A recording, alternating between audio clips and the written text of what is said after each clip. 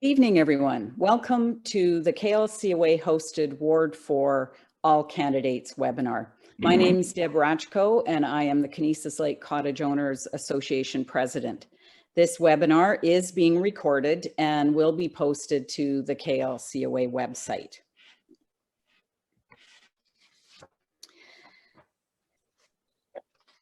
So we've invited you tonight to meet the candidates for our Ward 4 and to hear from them about why they're running and what's important to them. They'll each be given 5 minutes to speak uninterrupted. Following that, we have a question from each of 4 lake associations, and then we'll open it up to general questions from you via the Q&A button. So I'll give more details on each of that as we move forward. So welcome to all the attendees from the Ward 4 lakes that we have represented here tonight. And as you can see, there's quite a list of lakes. We also have 4 Ward 4 lake associations represented: the Growler Lake Property Owners Association, Lipsey Lake Cottage Owners Association, Redstone Lake Cottage Owners Association, and the Kinesis Lake Cottage Owners Association. So a couple of reminders before we get started. First of all, I want to remind everybody that all property owners are entitled to vote once in each municipality where they own property. So if you own property in, let's say, Peterborough, and you also own a property on Kinesis Lake, you can vote once in each municipality. If you own 2 properties in one municipality, then you can only vote once in that municipality. So that's something to keep in mind. I know a lot of people are under the impression they can only vote once, and that's not true. You can vote once in each municipality in which you own property. So this year, voting will be online or by phone only. If you want to go in person, there will be an electronic station set up at the Dysart offices. To vote using any method, phone, electronic station, or online, you need a PIN number, and that PIN number is going to be mailed to you. So therefore, it's important that you're on the voting list and that they have your correct address. So if you've not moved in the last 4 years and you received your mail-in ballot at the last election, then you probably don't need to do anything. But if you've moved or you're unsure, then you can call, email, or visit Dysart, and they will help you out. They can check it up, and they can give you the forms if you need to make any changes. So it's very important to do that in order to get that PIN that you have to have in order to vote. So just a quick refresher on where we sit. We are a part of Haliburton County, and the county council is made up of the mayor and deputy mayor from each of the 4 municipalities of Minden Hills, Highland East, Highland West, and Dysart et al., our municipality. Dysart has a mayor and deputy mayor, both of whom have been acclaimed for this upcoming election and will sit on the county council, as well as 5 wards, each of which has 1 councillor representing them. We're in Ward 4 and have 4 candidates running for 1 seat to represent us. Each of those candidates has agreed to join us tonight, and I want to thank them very much for their time. Just a mention that each of them did say they would have preferred to have been able to meet with you in person if it had been possible. Time of year and everybody not being at the lake or not being at the lake, it made it very difficult. So we are doing it this way, and hopefully everybody can learn something from tonight's meeting. So I'm going to turn my screen sharing off now, and hopefully we all pop up.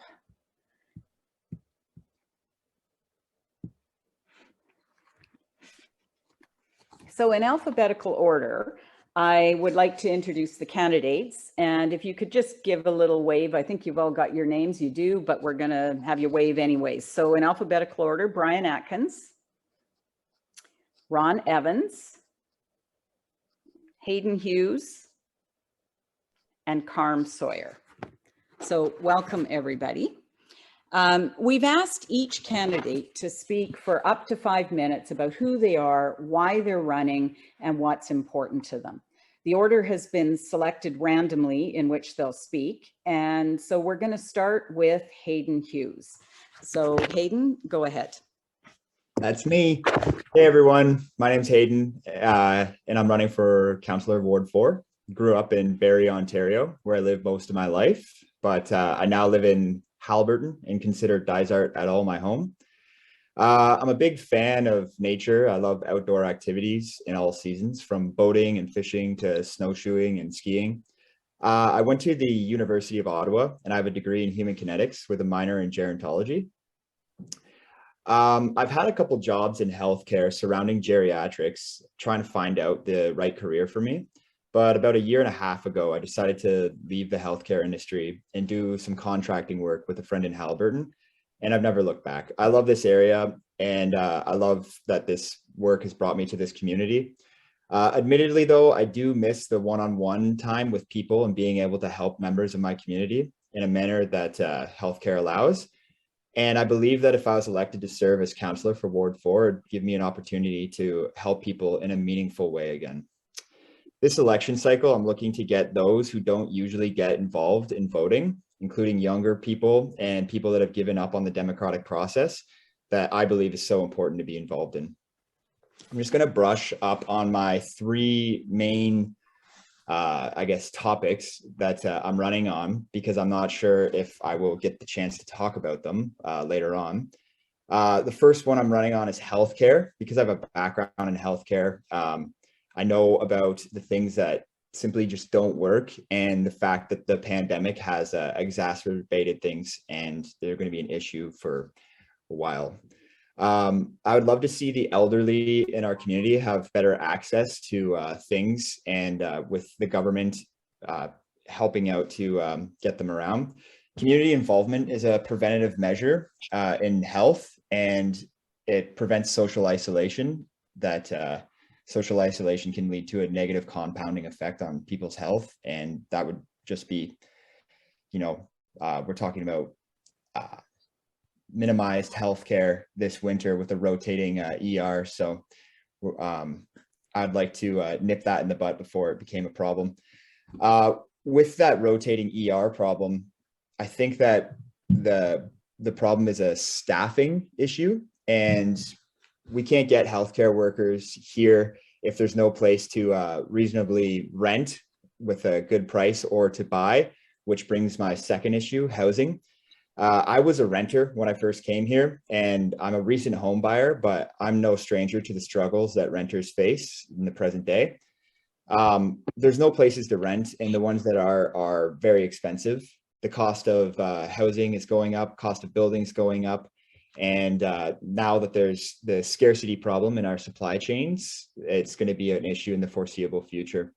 From a municipal level, we can't do a lot about these things, but we could make permits to build and renovate easier and cheaper to obtain. I also like the idea of giving people incentive to renovate their homes to have a second apartment for long-term rentals, as well as increasing our rental inventory. My third issue is accessibility. Living in an area that's very spread out, it can be very problematic for people without the means of transporting themselves, or who can't transport themselves when the weather gets bad. Accessibility to public services as well. People with day jobs have a hard time accessing important resources when things are only open from 9 to 5 p.m. Things that can be done are continue to improve our snow removal operations, ensuring our roads are in good conditions so that people don't damage their cars on a bump or pothole being there this summer. Offering incentives for places to be open after the typical workday, so people don't have to take time off work. And also, I'd like to see more transportation opportunities for people living in the community with disabilities. Adding to the DIMO fleet and making it more affordable would be a good place to start. If I had to sum up my political views, I would say I'm conservative, but well, especially when it comes to finances, but I'm interested in social programs that are in the community, helping out people such as such as those that have energy poverty. Am I qualified to run? As far as qualifications go, I believe that I'm qualified for the following reasons. Other than running in the provincial election this past spring, I'm also willing to learn and consider new information in order to make informed decisions.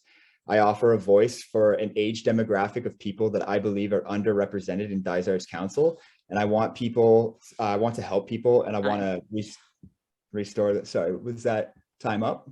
Time, yeah. Sorry. Thanks, Carm. Thanks, Hayden. I'm sorry. Carm, you're next. No worries. Hey, I'm Carm Sawyer. Don't know me. I own the West Guilford Auto Center here in West Guilford. I'm a candidate for Ward 4. I've lived here my whole life.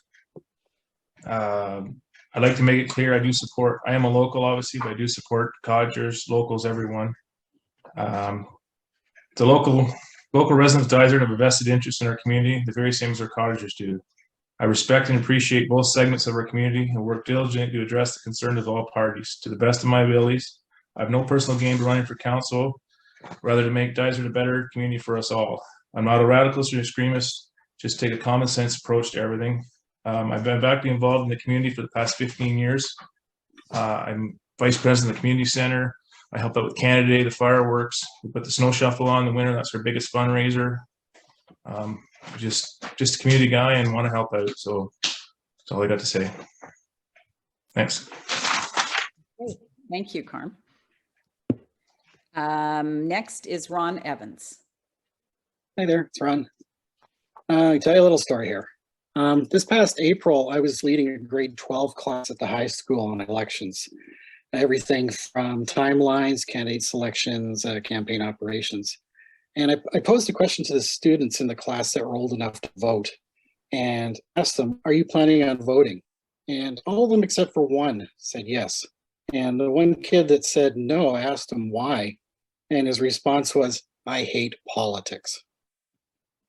Now, I first got involved working with government bodies, parties, campaigns, way back in 1984.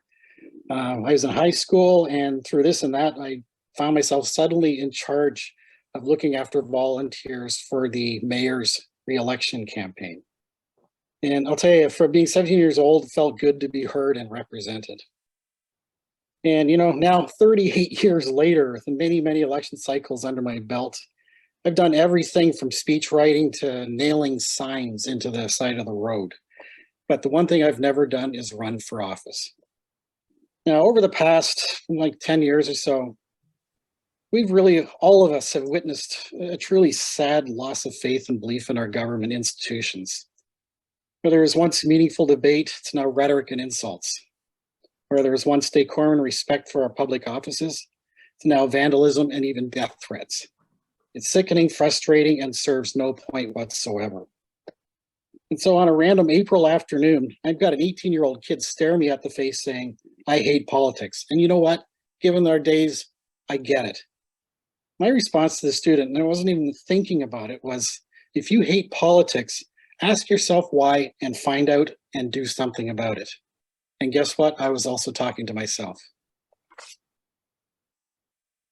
What I've decided to do with my campaign is to take everything I've learned from my nearly 40 years of experience, toss out things I've seen that don't help our everyday lives, create a vision that emphasizes issues, good governance, creating community lines of communication with a deep understanding of governmental operations procedures, and filter it out through the good old-fashioned common sense. I've got 40 years of experience. It's time to put it to good use. Now, I come to you not with an idea or an issue, but with a fully formed, thoughtful campaign platform. The position of councillor is a 4-year term, so we as candidates owe it to you to be present and cohesive and give a long-term and short-term set of goals, ideals, and issues that will be beneficial to bring forth the Dysart Council and have meaningful discussions and dialogue, try to find solutions for as many issues as possible. This is also your task as the viewers. I'll never pretend to be the smartest person in the room. The smartest person in the room is the room itself.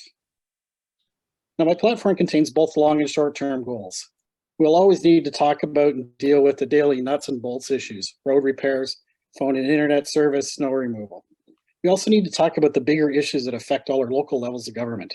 Dysart needs to tackle the issues of affordable and rental housing, solutions to get our local health care services off life support, ensure that our environmental issues are a top priority, And we need to look for ways to create more, better, stable, and full-time jobs that pay a living wage.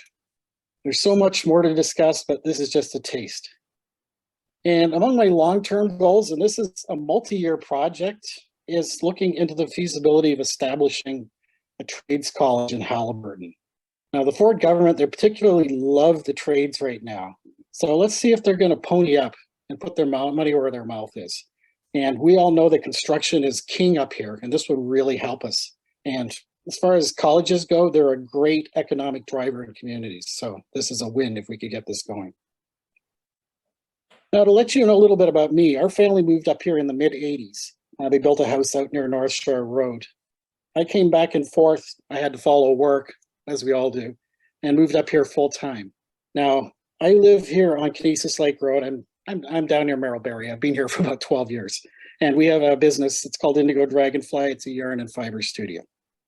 And you might not recognize my face, but I'm a community voice. I've been an on-air host with Canoe FM since 2010. I'm currently Canoe's vice chair and on their board of directors. Oh, you still got 30 seconds. Oh, okay.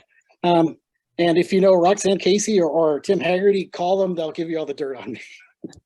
So, to summarize, I might not be the sexiest choice. I might not be the most exciting. But deep down, we all know that as much as we might like our buddies or our neighbors, it's the people with the skills and the experience to get the job done. That's it. Time. Thank you, Ron. And Brian. Good evening, everyone. We all can remember the time in our lives when we entered our teens. I was working at the local marina in town and spent time off with a peer group that still remains close to this day, strengthened by the mutual benefit of a friendship formed at the cottage. I was building the foundation for a life of respecting the wildlife, traditions, and developing a deep desire to be in constant contact with our beloved Cottage Lakes. Council in Dysart has attracted several people with various degrees of talents and ambitions. Accomplishments, visions, and ideas will be debated, and history will dictate who was ultimately successful. That will never change. Right now, a change, draconian in nature, is being forced on us. The most important change to our cottage lives is being played out. This is a bold statement to say, but we do not have the luxury of wordsmithing what is being forced on us. It will be extremely menacing to our individual property rights and will affect the nature of our relationships with our cottage neighbors. The shoreline bylaw is the catalyst of an incoming storm. But there are other important issues that Dysart faces. I've talked and met with hundreds of waterfront property owners as election day draws closer. A canned version of a stump speech ready to go at all times. This speech highlights the needs to invest capital in areas such as permanent road solutions. How much money has been wasted by repeatedly performing Band-Aid solutions on the same stretches of road year after year?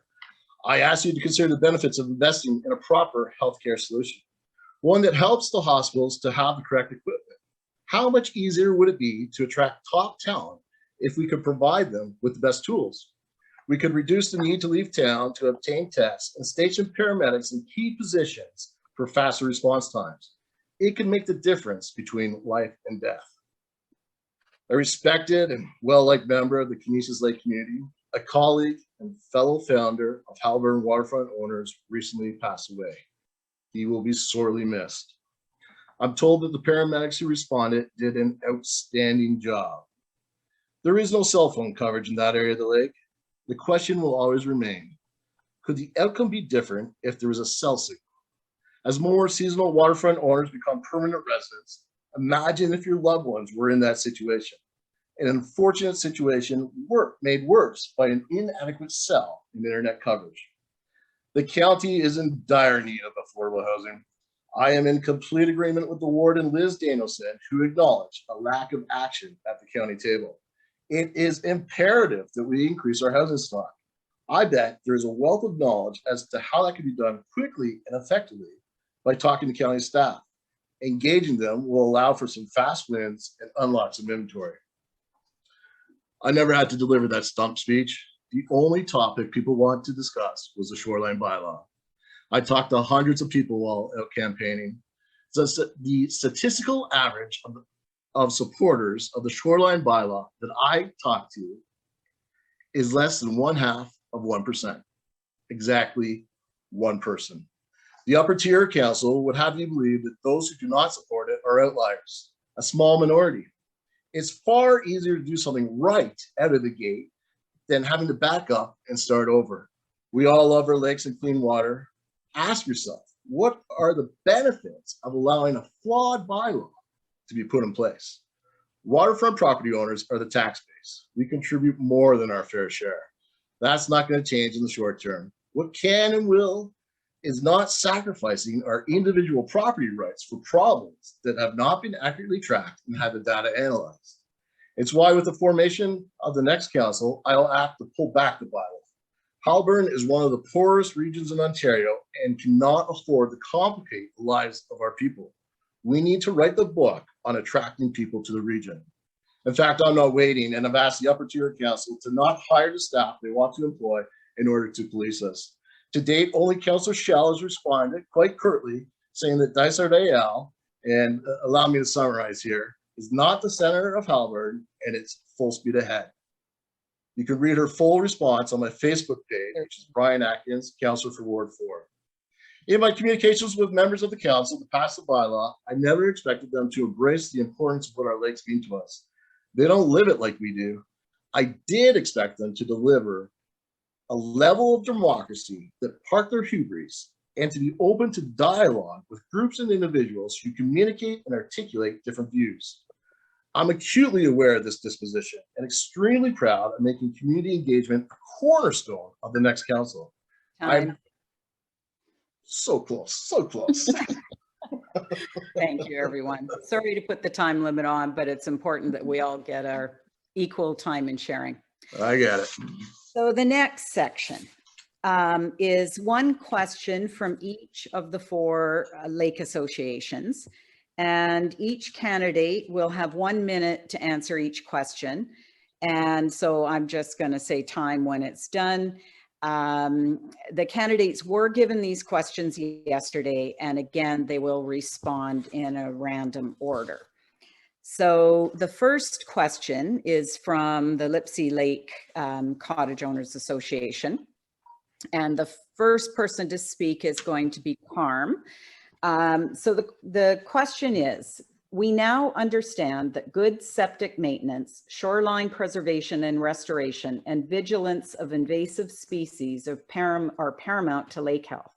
According to Statistics Canada, the population of Dysart grew over 14% between 2016 and 2021.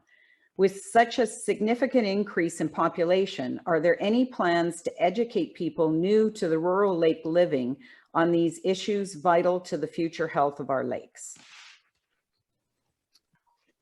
So, Carm? I believe most of the population increase is due to COVID, and we're starting to see decrease somewhat in people being here. I'm not saying there's not going to be an increase in the future, but right now I think we've kind of plateaued and going the other way. I think it's important to understand that Dysart has lots of rules in place right now. Unfortunately, they're not very accessible or publicized very well. Hopefully we can work with the Lake Association to inform all of its members. Let's just educate. Dysart have lots of policies in place, and if we educate with the cottage associations and whatever avenues we have, hopefully we won't have any more policy introduced. That's it. Okay, thank you. Brian, you're next. At the same meeting, council passed the shoreline bylaw. They indicated that one of the positions they want to hire for would hold a title that included the wording lake health. That is exactly where we should be spending our tax dollars. Under that position's umbrella, that person could be charged with education on septics, wake boats, fertilizers, shoreline restorations, and invasive species. They can run an enhanced water quality testing program to accurately track and create data on the exact health of our lakes. The money is there, it just needs to be spent in the correct places, like a lake health officer. Okay. And Ron. It's always going to be a challenge getting information out to areas where a large part of the population are not full-time. So for the areas where there are organizations such as the lake associations, council members, they're going to have to build bridges with these organizations to assist in any way both parties feel could be useful. Dysart can also take advantage providing information about using its own resources such as mailers, encouraging residents to connect online with their government services, or even using the property tax bills to mail out information. And like Brian said, it is correct that the county has asked, or municipal has asked, for more staffing, and that would definitely help in this cause. Thank you. And Hayden. Oh, you're muted, Hayden. Okay, can I go now? Yep. This question resonates with me because I fall in the category of people that are new here. And when I obviously entered into this, I needed to find a bunch of information.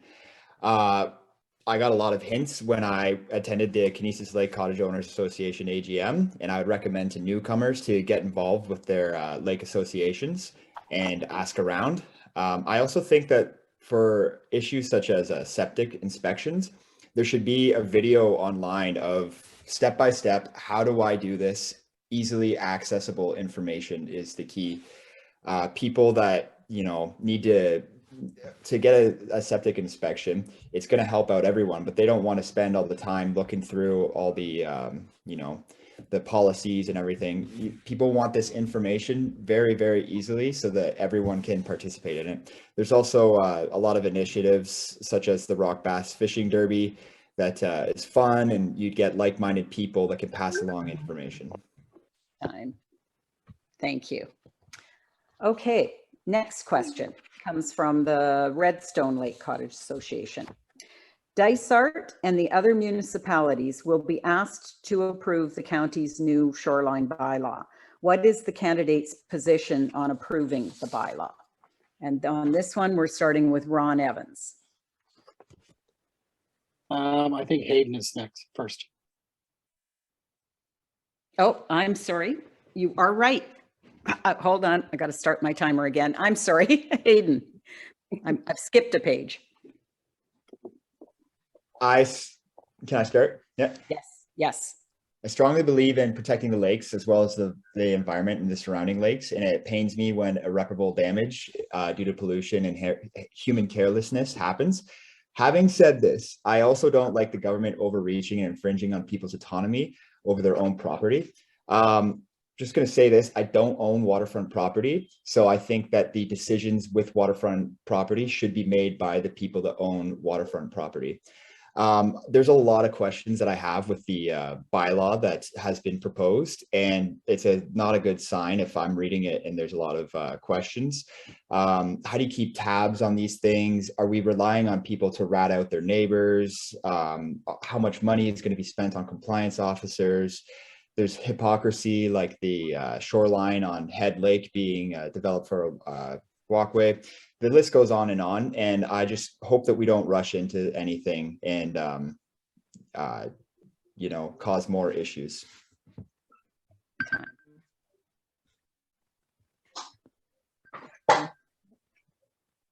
Okay, Carm.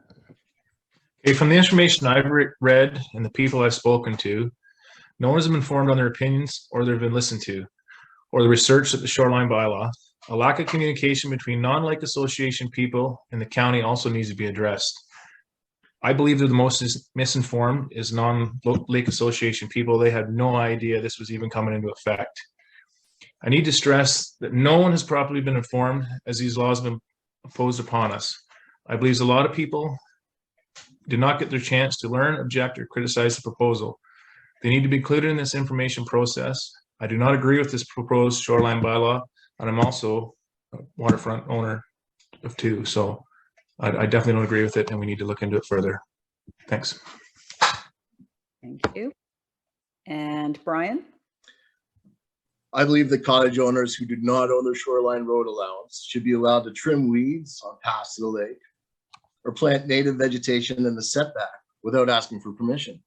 Trees should remain protected up to 30 meters back from the high water mark.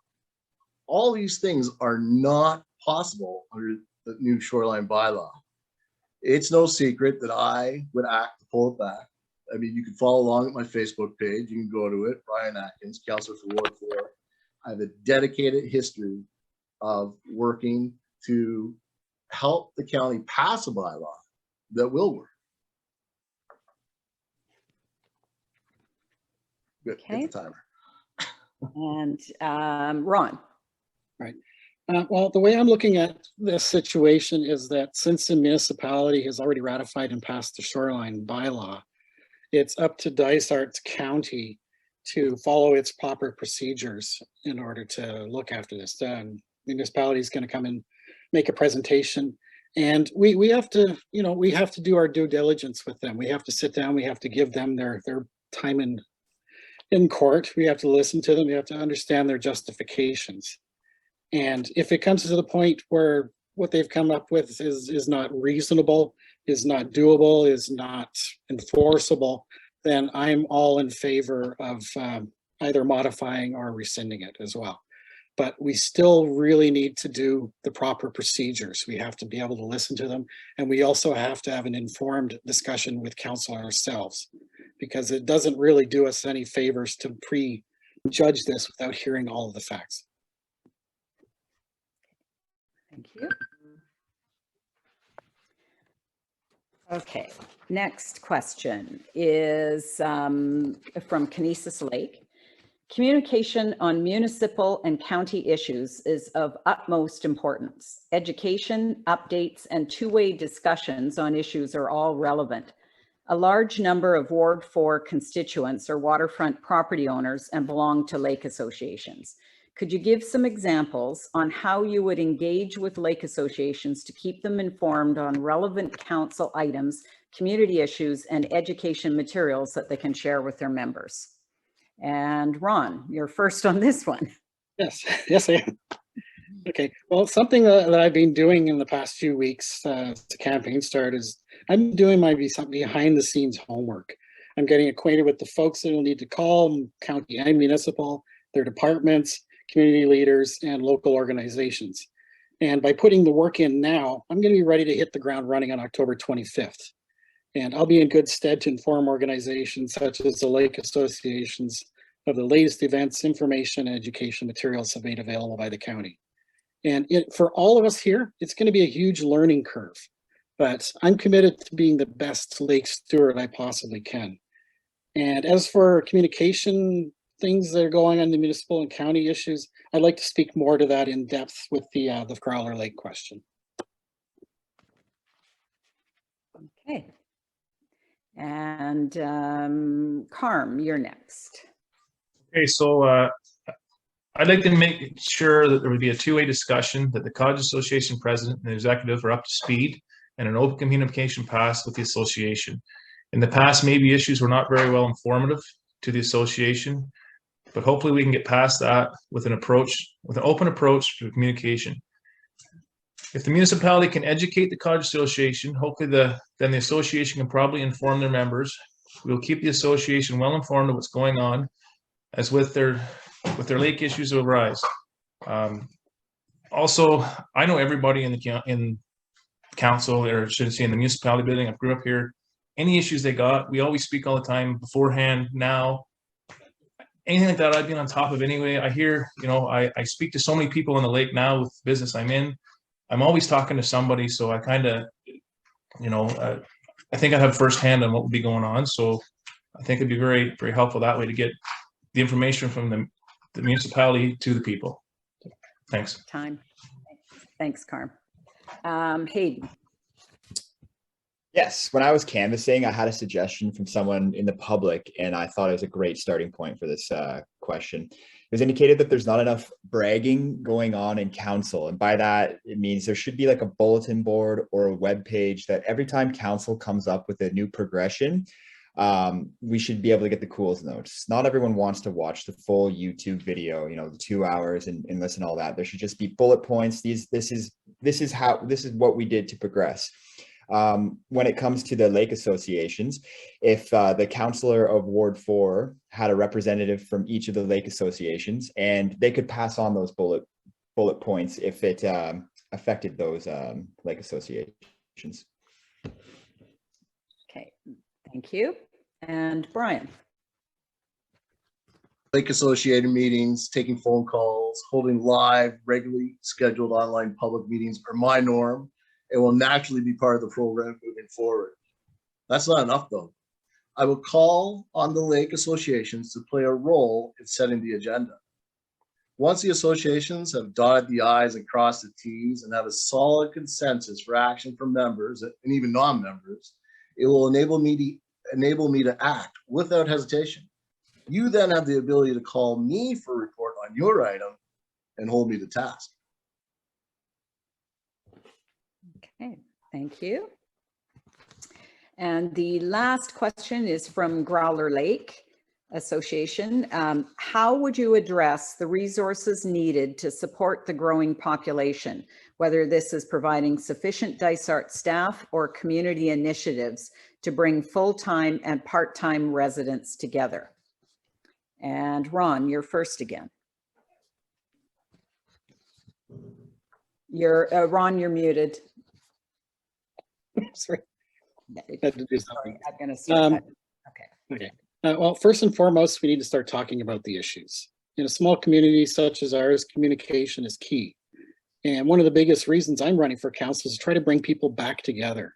There's been so much anger, selfishness, and fracturing of our community these past several years. It's time to come together as a community and rebuild.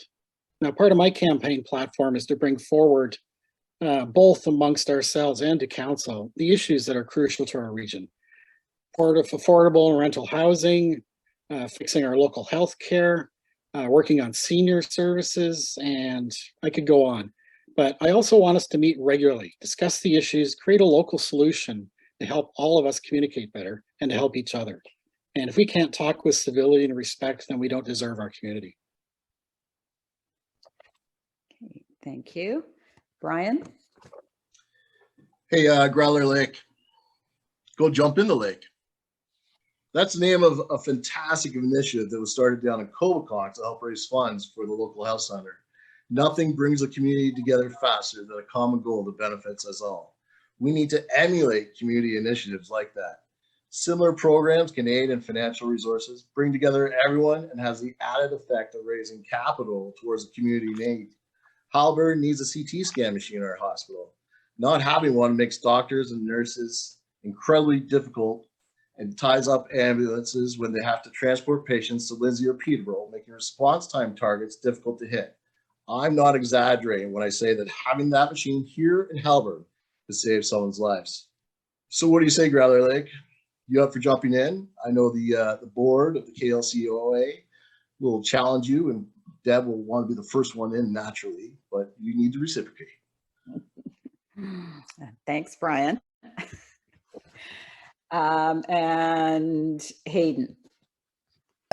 Yeah, I'm not sure about hiring more staff or Dysart staff, but the municipality shouldn't really be getting into the personal lives of people, but they should support events that are going on in the community, such as, like, I went to a concert in the Haliburton Forest Sawmill, watched Nick and Benton, and there was people that were cottage goers, people from different municipalities, people from different ward in our municipality, and things like that. Bringing everyone under the same roof and bringing them together really fosters a mutual respect for one another, and from there we can grow as a community.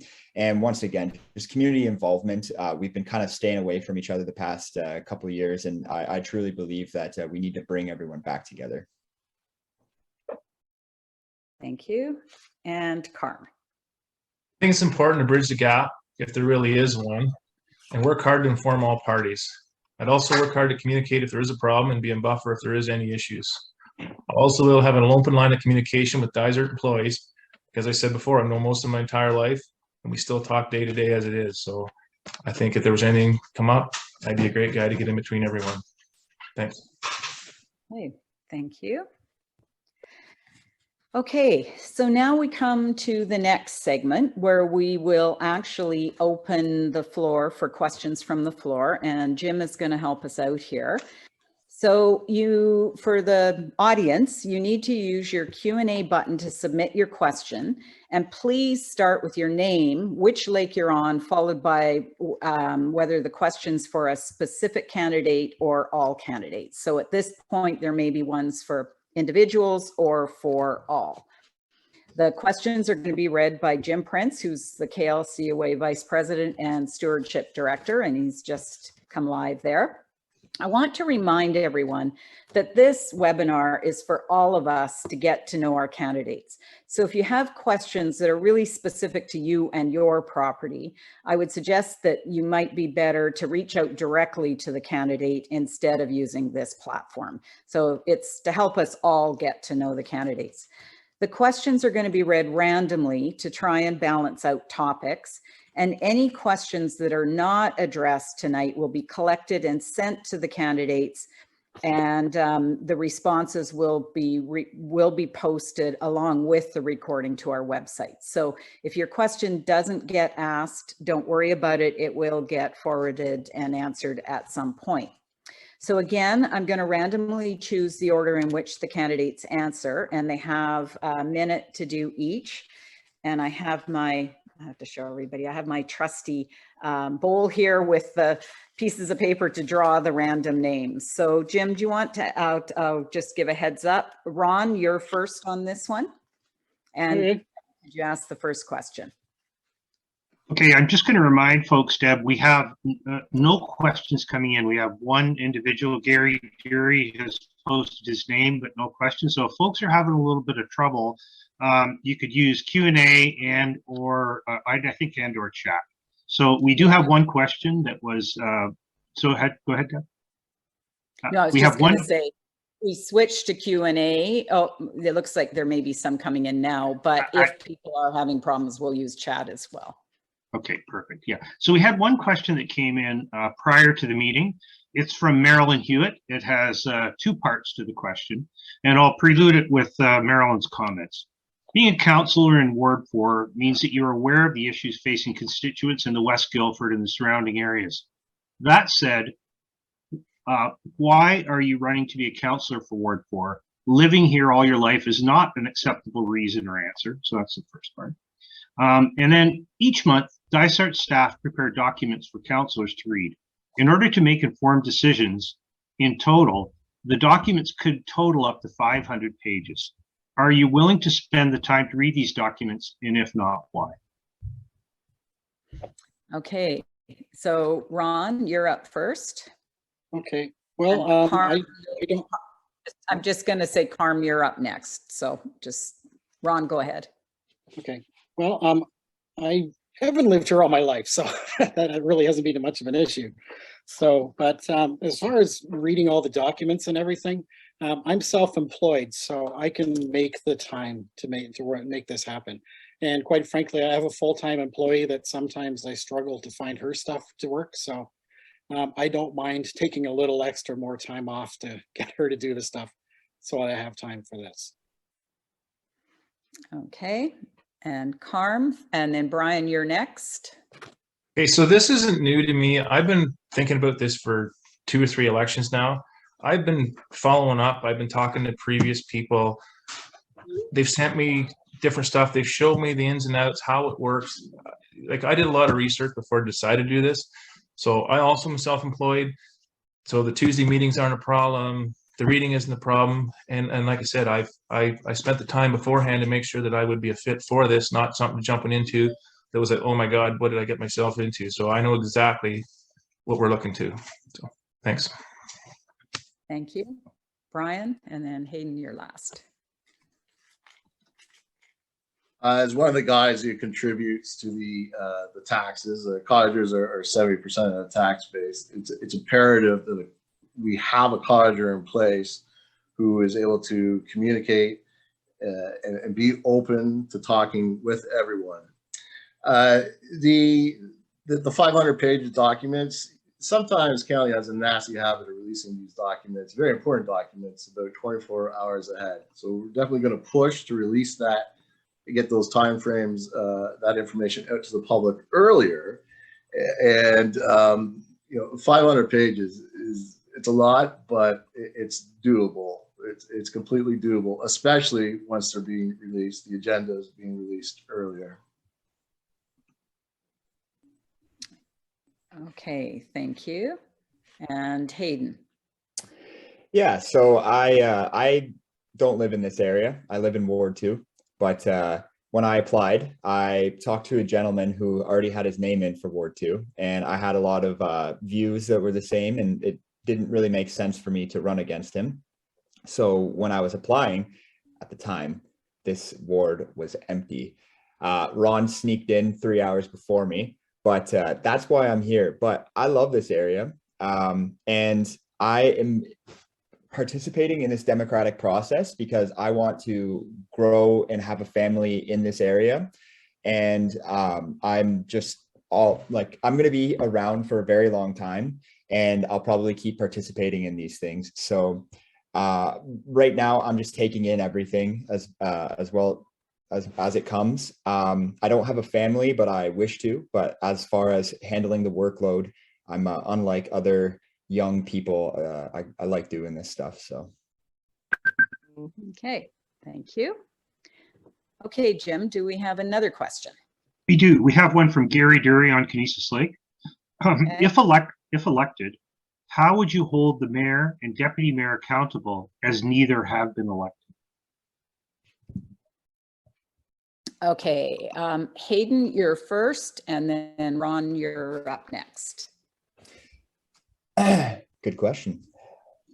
I think with this new age and the way that we share information, being a voice for the people is the most important part. And, you know, restoring the term civil servant.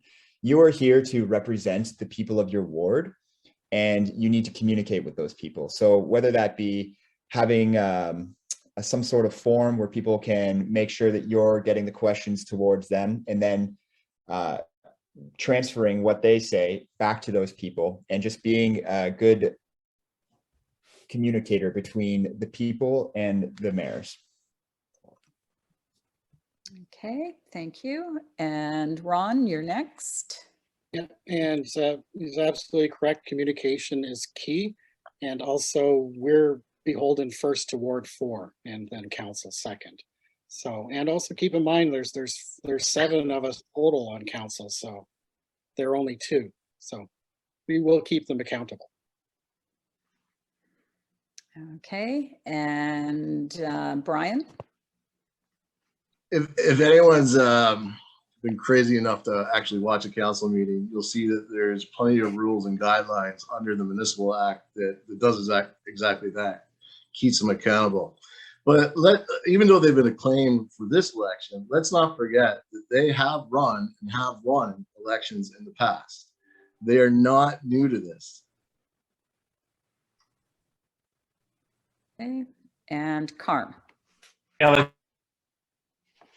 like Brian says, they've been here before. They do bring a lot of knowledge, and there is 7 of us their 2 votes aren't the only say in it. So there's, you know, I think Murray and Walt will bring a lot of previous knowledge that we, as new people, we don't know, and we need to know it. But you know, to keep them accountable, it's 7 to 2 or 5 to 2. So that's the easiest way to look at it. Thanks. Okay, thank you. Jim? Another question from Canisius Lake. This is Nina McClaverty. Do you have a specific plan to improve our roads on Canisius Lake? Okay, and Hayden, you're first, followed by Ron again. I promise you I'm doing this randomly. I do not have a specific plan, but luckily I am all ears, and I don't have a preconceived notion of how things can be run. Once again, I'm here for the people in this ward, and I'm open to suggestions, and I'm like a sponge for information. I just want to take everything in. And so feel free to reach out to me if you personally have a plan, or you have any ideas of how this can be handled. Okay, Ron? Well, there's a few things that we can do. One, make sure that the budget for the roads is either kept at status quo, doesn't get cut off, or it's improved accordingly. And we also have to have a really good relationship with the roads department. And one thing that's just as easy to do is just drive the damn roads and look and see what's bad. And Watts, I'm looking at you.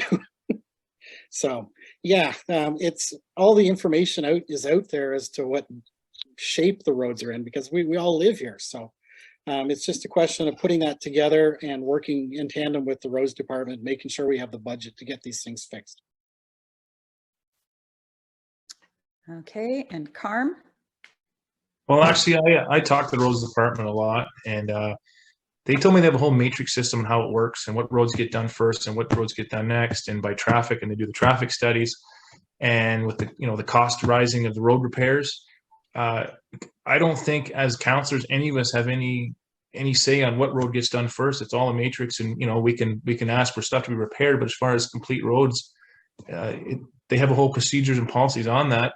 And I think that it needs to be shown to the people how it works so they would understand, because it is quite interesting.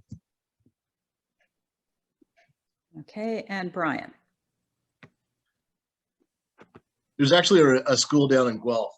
It's called the Anderson Road School. It's taught through the University of Guelph, where towns can send crews to learn all of the latest techniques of how to build and maintain roads.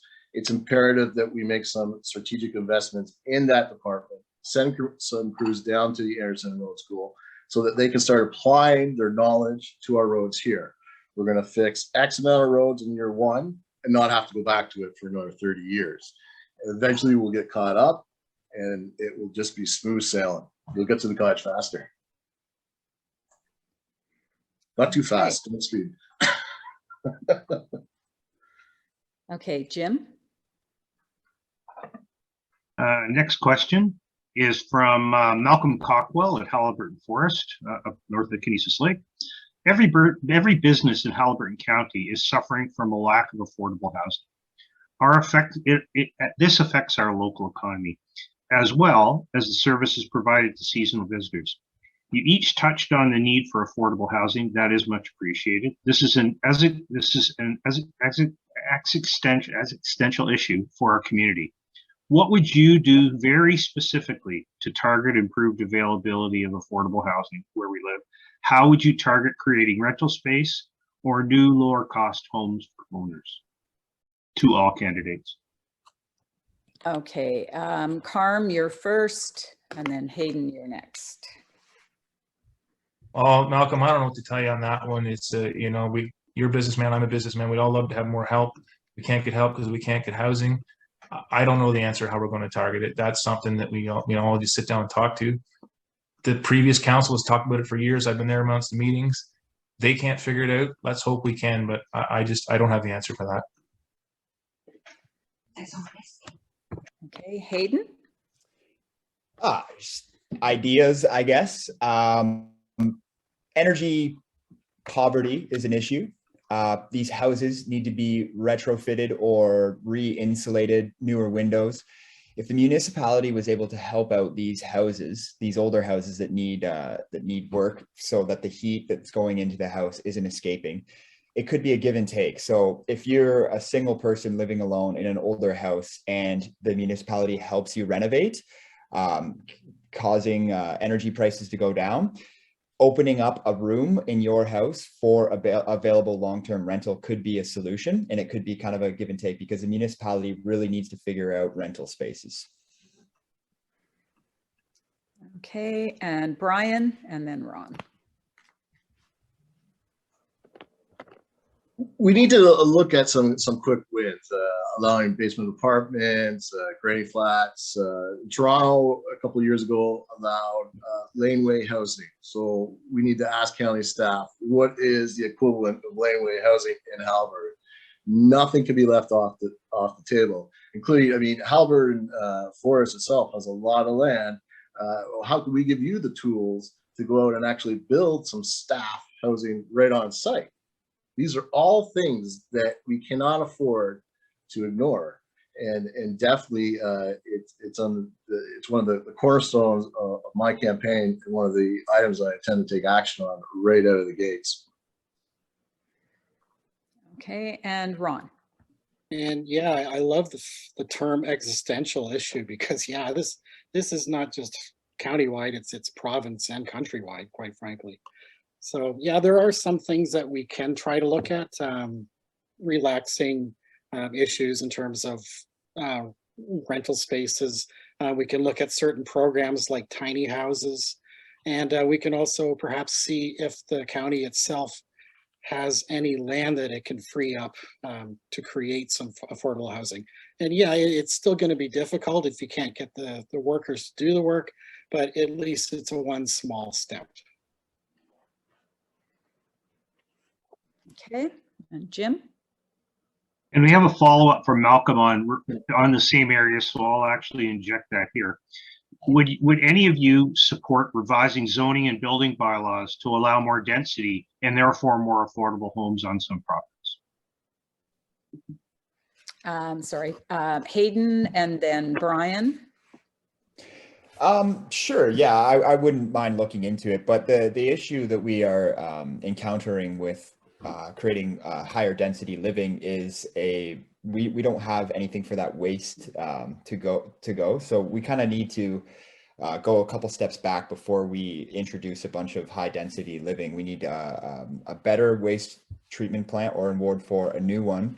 And then with that comes the environmental concerns and the watersheds affecting. So it's a very big issue. I would definitely be interested in entertaining the idea, but it requires more than just saying we're going to build more houses, or we're going to build a high density living unit for low income people. We need to have the infrastructure in place before we do that. Okay, Brian? Everything's on the table, Malcolm. We can't afford not to look at that. We have too much of a road to climb in front of us. So absolutely, that needs to be looked at. Okay, Ron, you're next, and then Carm. Yeah, and I also agree it's something that definitely needs to be looked at. If our infrastructure can handle it, then I don't have any problem with going ahead with it. Okay, and Carm? Yeah, I agree 100%. If the size of your property, you can have 2-3 houses on it, then why wouldn't you? As far as trying to subdivide and subdivide, what's the difference in it? If you've got the room and they're going to get subdivision in, or they're going to split it up anyway and build 2 houses on 2 properties, why not build them on the same? It makes no difference. So yeah, I support it.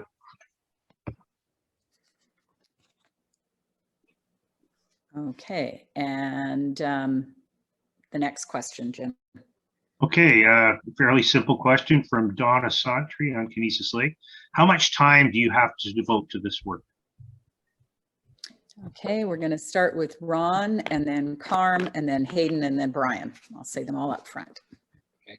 And like I've said previously, I'm self-employed. I have my own business, but I also have staff that can take care of any of the excess work. So I'm more than happy to pass that on. So I can devote as much time to this work as is required. So I don't really have any concerns about what the time constraints will be. I might have to cut back a little bit from canoe, and they might be a little upset with that. Well, but that's their boat to float, not mine. Okay, and Carm? Well, like I said before, I did all my research into this before to see how much time I would need to dedicate to this, and I've worked up against it, and I completely believe I have the time. Plus, being self-employed, people stop in all the time, see me, it takes a minute out of their day. I'm already working, I'm here anyways. That time I don't really count because I'm here anyways. And then, like I say, in the evenings and stuff, it's no big deal. I don't see any problem devoting my time that you guys are looking for. Okay, Hayden? All the time that I need to ensure that I'm doing the job properly. My work, I do contracting and carpentry, but it's not a regular job where I need to clock in at a certain time and clock out. If I need to take time off during the day to do certain things, I can. And like I said, I'm a young guy, but I definitely am wired a bit different than most people. And this stuff really is interesting to me, and I love getting involved with it. So for me, it's not really work. Okay, and Brian? Donna, at a recent council meeting, Councillor Kennedy said he spends between 30 to 40 hours a week in this role. So let's split the difference. Let's call it 35 hours a week. So actually, the only question is, what am I going to do with the other 133 hours left over in the week? I've got the time. Trust me. Okay, Jim, next question. Okay, next question is from Allison Pace Bacalar. Lately, there have been many cottagers spraying to limit mosquitoes. I have severe issues with this as is negatively impacting our ecosystems. Is there an agenda issue you would raise, and what are some steps that you could do to help keep our lakes healthy? And the question should be directed at mosquito spraying or mosquito mitigation. Okay, so we've got Ron, Carm, Hayden, and then Brian. So Ron, you're first. Yeah, well, this is part and parcel with protecting our lakes and land. So yeah, it would definitely be acceptable as an agenda issue. As far as steps to help keep our lakes healthy because of this, it comes down to education and keeping on top of it, making sure that nobody's putting really nasty stuff on the plants and in the water. So that's about it. Yeah. Okay, Carm. Unfortunately, living here for my whole life, you just got used to mosquitoes, so I've never sprayed for them. But there's a thing that, if it's a thing around the lakes, it needs to be brought to the municipality's attention to people that don't really know about, because like I guess I see the truck go by, but I didn't realize that many people were spraying. So if people got an issue with it, they need to bring it to us, because if not, we won't know. So we'll have to look into it if there's enough people doing it, obviously. Okay, Hayden. Yeah, I don't even like using bug spray, so I get the whole displeasure with this. But at the same time, unless there's policy passed, it's a business coming in and doing it. So you can't really block that business without creating a policy. So unfortunately, there's nothing really you can do about it, because you can't really dictate to businesses about operating unless there's like a bylaw about it. So creating that, there'd have to be an expressed need for it, or want. A majority would want it. And Brian. Spraying to limit mosquitoes must be the definition of insanity. Allison, I hope you were logged on at the beginning of the meeting when I talked about how the council wants to hire a lake health person, and I'm all for it, spending some tax dollars on a lake health officer. Fertilizer, spraying for mosquitoes, invasive species, that would all fall under that umbrella, that position in office, to start educating people on to how they're never going to get rid of the mosquitoes. It would all fall under lake health. So yeah, we've got a plan in place for that. We just need to get to election day. Okay. How are we doing with questions, Jim? We have two more left. I think we're probably good timing wise, Deb. Perfect, yeah. Yeah. Okay. So this is from Jack Hayes, Kinesis Lake. Septic systems pose one of the greatest threats to our lakes in Dysart. Going forward, what is your position on the status of the septic system inspection program, and how would you propose managing the program going forward? Okay, we've got Hayden, Brian, Carm, and Ron. So Hayden, you're first. Yeah, I would say, like I kind of said before, first of all, people can't get their septics inspected if they don't apply to get them inspected. And the application and how to get all that information and where to even begin. That information should be very easy. So once again, I'm going to go back to the fact that there should be a video online simply stating exactly what you need to do, maybe even like a screenshot of how to do it. As far as the septic inspections themselves, this is going to get backlogged very quickly, especially if the bylaw that has been proposed moves forward. Everyone and their mothers are going to have to get their septics inspected. It seems as though it's kind of that way, unless they've had a recent one. So with that backlog, there's going to need to be more people in that industry up here, which is great for if you're a septic inspector, but I kind of see a big backlogging backlogging happening. And I think that could be pretty problematic. So we need to help out with that as best as we can. Okay. Brian. I agree with you, Jack. Septic systems are one of the greatest threats to our lakes. And incidentally, that's one of the reasons why the shoreline bylaw is so flawed.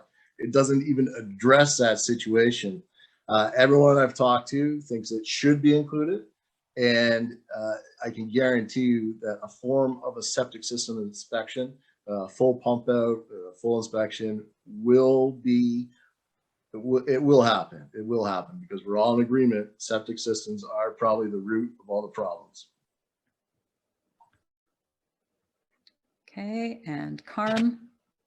Yeah, I think everybody's going to have their septic inspected, but I think going forward, after it's been inspected once, Dysart needs to come up with a bylaw or a package that says after X amount of years, it has to be pumped again and checked. And why not make the guys that are pumping them septic inspectors? They're already there. They could kill two birds with one stone. And you only got so many years in between times you have to have it done and get it all done at once. And you don't have to have a septic inspector and a guy to do it, to pump it. Just one guy does it all. Okay, and Ron. You know what? I think this is probably the one thing that we're all in complete agreement with. So I don't really have much more to add to this other than, make sure that we're doing the inspections. And if they need to be increased, go for it. Because it's a small price to pay for to not have our lakes polluted. Okay, Jim. Okay, and we're on the final question, so I think Deb will probably cut it off there. This is from Paula Miller at Little Redstone. How do you plan to improve internet access in the area? Okay, and we've got Carm, Brian, Hayden, and Ron. So Carm, you're first. Okay, so being a business owner, we use internet all the time and it's terrible. That's why I'm here, not at home. And I spoke to Bell Canada a couple years ago because I know quite a few people there. And they said that we're never going to get great internet access here because, and how they explained it was, coming from Peterborough to here, we have a 9-inch culvert sending the internet and we need a 12-inch. We just can't get enough from Peterborough to here. So it's not just our internet's terrible here, it's internet getting to Halliburton sucks. So we also need to get it to Halliburton to get it everywhere else. So until Bell comes to, Bell picks their end up to Halliburton, we're never going to get it to Redstone Lake. Like I just live on Pine Lake and it sucks at my house. So don't feel like you're the only one. Brian. Although we actually have fiber available around the lakes, you do have it close to you. They've stopped it probably a couple miles or kilometers from your house. So we need to put some pressure on the providers coming from the upper tiers, our mayors, and we need to develop a business case and clearly explain to them and sit down and have meetings with them that there's money to be made. Because once they figure out that we're willing to pony up, and believe me, I'm willing to pony up big time for some strong internet, it will get done. So the fiber's there. We just got to close the gap. Okay, Hayden. I'm actually at a friend's house right now because I'm trying to get Bell hooked up at my place. And it's now been like 3 different meetings where they need to check outside and all this, back and forth and whatnot. So hopefully by next week I'll have internet. But I definitely think that fiber optic is the way to go. And I'm weary of 5G. Is that time? Sorry, that was my area. Finish up what you were saying. I'll be quick. I'm wary of 5G. Health concerns aside, you have to build more towers because the waves don't reach as far. So it's great for access, but you don't get a widespread range. You actually need to build more and more towers. So I would say fiber is the way to go. Okay, and I have lost my order. Who did I say was next? Ron. And yeah, you're all right. We have to lean on Bell and the other companies to look out and say, hey, you know what? This is a really large group of people that we can make a crap ton of money off, and let's get them some service. And it's going to take a lot of work dealing with them because we're also going to have to deal with the government as well. But I think if we just keep poking away at them, we'll eventually get something that's quarter decent. So. Okay. And did I miss anybody on that one? Sorry, I was getting the last piece set up. I think we got them all.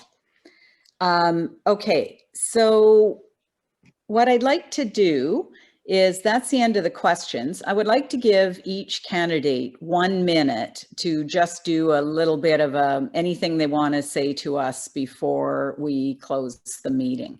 And I've picked an order here again, which is why I was distracted. Brian, you're first. Well, thanks for having me. And I wish we were in person. So it's pretty simple. I want to be as open and approachable as possible. And I don't want to set the agenda. I want you to set the agenda.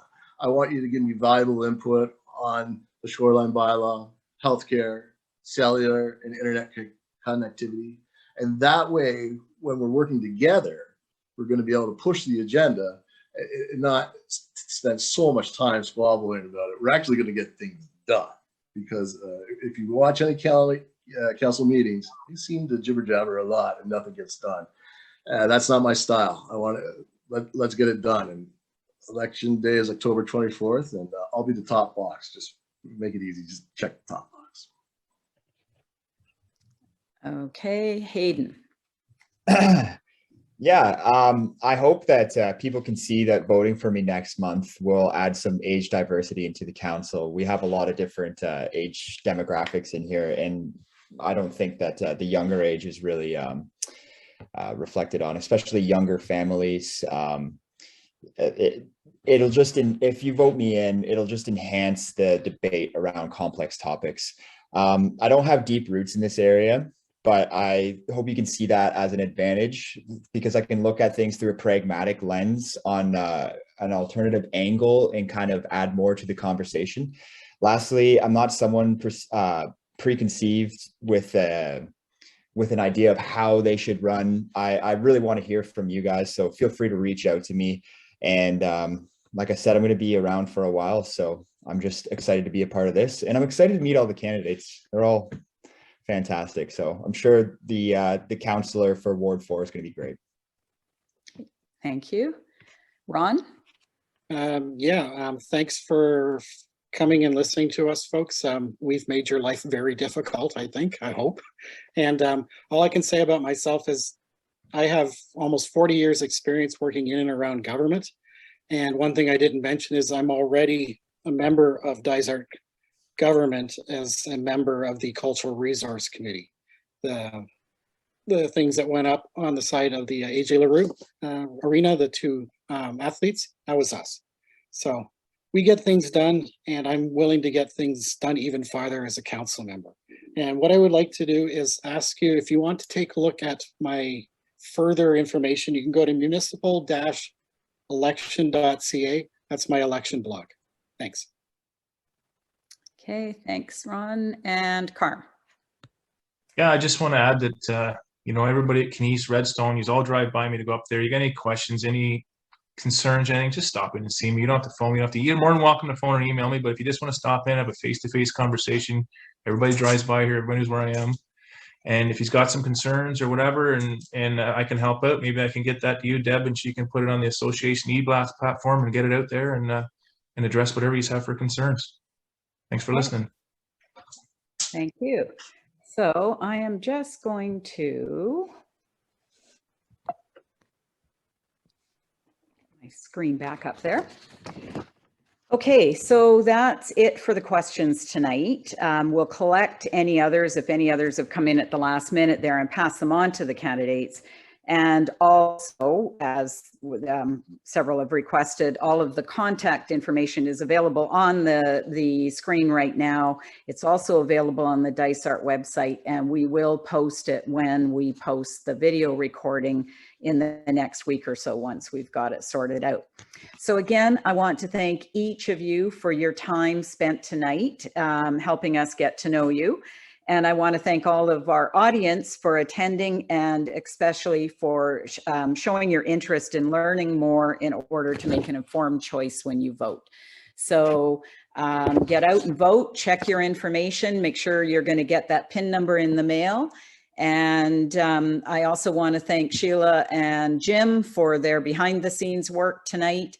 And everybody have a wonderful evening. Thank you very much. Good night.